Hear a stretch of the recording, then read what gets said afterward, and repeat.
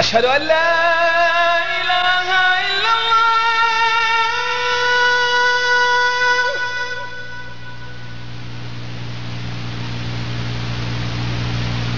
أشهد أن لا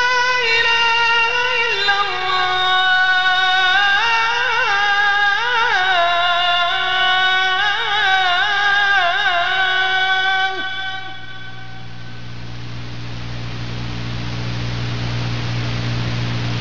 أشهد أن محمد رسول الله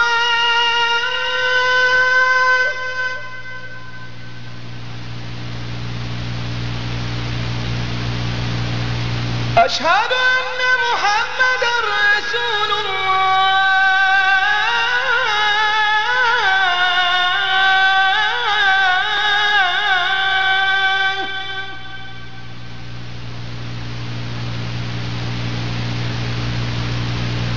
حي على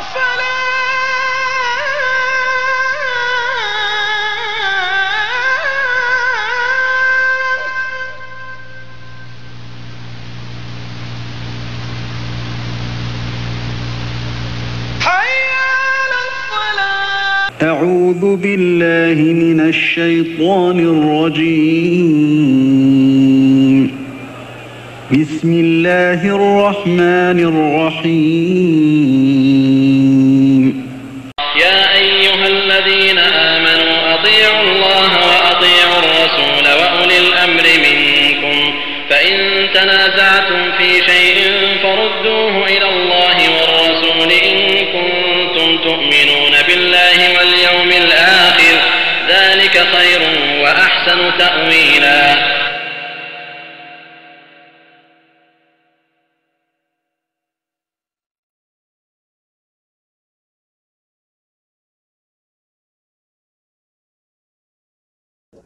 إن الحمد لله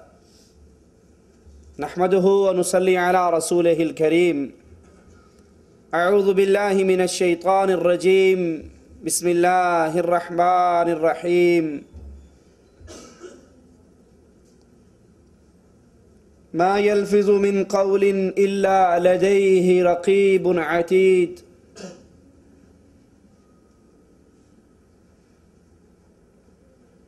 ہر مسلمان لا الہ الا اللہ محمد الرسول اللہ کا اقرار کرنے والا، اس کی خواہش ہے امیر ہے یا غریب، فقیر ہے یا مالدار، اس کے دل کے اندر ایک درد، ایک خواہش، ایک خیال وہ ضرور سر ابھارتا ہے کہ زندگی دنیا کی تو گزر رہی ہے، گزر ہی جائے گی، کاش اس زندگی کے بعد اللہ مجھے جنت کے اندر مقام عطا فرما دے۔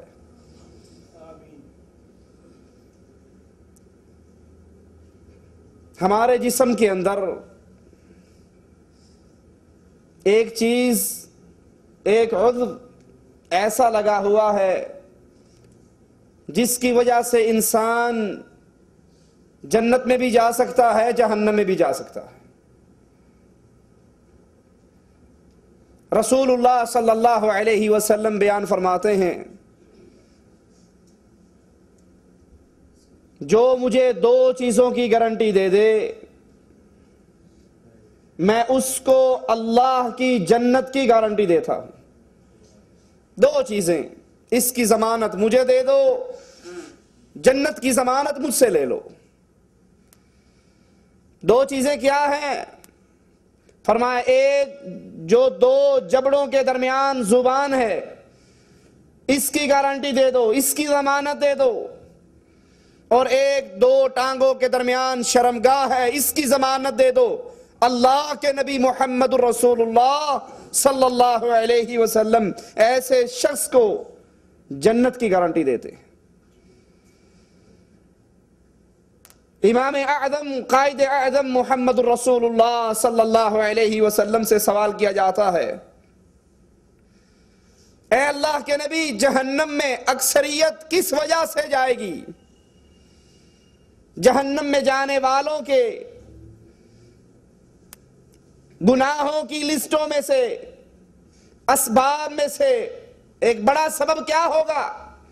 اللہ کے نبی صلی اللہ علیہ وسلم نے فرمایا زبان اور شرمگاہ، یہ دو چیزیں جہنم میں جانے والوں کے اسباب میں سے بڑا سبب ہیں۔ حضرت معاذ رضی اللہ عنہ وارضا، اللہ کے پیارے حبیب آپ کو دین اسلام کی تعلیم دیتے ہیں، ارکان اسلام، اس کا فضل، پھر جہاد کا اسلام کے اندر مقام و مرتبہ، یہ ساری باتیں سمجھانے کے بعد پھر ایک جملہ کہتے ہیں، اے معاذ، کیا میں تجھے ایک ایسی چیز کی خبر نہ دے دوں جو تیری ان ساری عبادتوں کی رکھوالی کرنے والی بن جائے، ان عبادات کی محافظ بن جائے، نماز، روزہ، حج، زکوٰۃ، صدقہ، جہاد، رات کی عبادت، ان ساروں کی رکھوالی بن جائے کہ ایسی چیز نہ بتاؤں؟ حضرت معاذ کہتے ہیں یا رسول اللہ صلی اللہ علیہ وسلم، ضرور بتائیے، وہ کون سی چیز ہے جو میری نمازوں کی حفاظت کرے، میری عبادات کی حفاظت کرے، میرے جہاد کی حفاظت کرے؟ رسول اللہ صلی اللہ علیہ وسلم فرماتے ہیں، اے معاذ، اپنی اس زبان کو قابو رکھ، اس زبان کو کنٹرول میں رکھ۔ جس نے زبان پہ کنٹرول کر لیا اس کا دین محفوظ ہو گیا۔ حدیث میں آتا ہے ہر صبح جسم کے اعضاء زبان سے سوال کرتے ہیں کہ ہمارے بارے میں اللہ سے ڈرتی رہنا، سیدھی رہنا،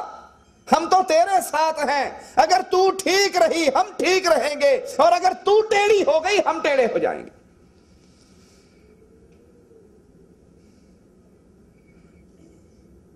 اسی لیے اللہ عز و جل کا ارشاد اپنے ذہنوں میں اتار لیجئے، ما يلفظ من قول الا لديه رقیب عتید، ما يلفظ من قول، انسان اپنی زبان سے جو کہتا ہے، جو مرضی کہہ لے، اچھا کہے برا، کسی کو گالی دے، کسی کی غیبت کرے، کسی کی چغلی کرے، کسی پہ الزام لگائے، کسی کے عیب تلاش کر کے پھر لوگوں میں بیان کرے، ما يلفظ من قول الا لديه رقیب عتید، تم اپنی زبان سے جو کچھ کہتے ہو، جو کچھ نکالتے ہو، اللہ کے ہاں اس کو لکھنے والا، محفوظ کرنے والا محفوظ کر لیتا۔ اس آیت کو سامنے رکھیے اور پھر اپنے گریبانوں میں جھانکیے، اللہ سب سے پہلے کہنے والے کو عمل کی توفیق عطا فرمائے، اور پھر ہر سننے والے کو میں اور آپ اپنی مجلسوں پہ غور کریں، میں اور آپ اپنے دوستوں کے ساتھ ہونے والی ملاقاتوں پہ غور کریں، میٹنگز پہ غور کریں، ہماری مجلس کس نوعیت کی ہے؟ ہماری مجلس کا آغاز غیبت سے، چغلی سے، بہتان سے، الزام سے، جھوٹ بولنے سے، جھوٹی باتیں سنانے سے۔ کہیں چار دوست بیٹھے ہوں اور ایک زیادہ باتونی، زیادہ باتیں بنانے والا وہ نہ آئے تو ہم کیا کہتے ہیں؟ آج تو جی بس بیٹھنے کا مزہ ہی نہیں آیا۔ کیوں؟ وہ فلاں نہیں آیا، وہ جب آتا ہے مجلس کا رنگ جم جاتا، کیا مزیدار باتیں کرتا، اس کی غیبت، اس نے یہ کر دیا، اس نے یہ کر دیا، اس نے یہ کیا، اس نے یہ کیا، وہ ایسا ہے، وہ ایسا ہے۔ اور یہ غیبت کیا ہے؟ جیسے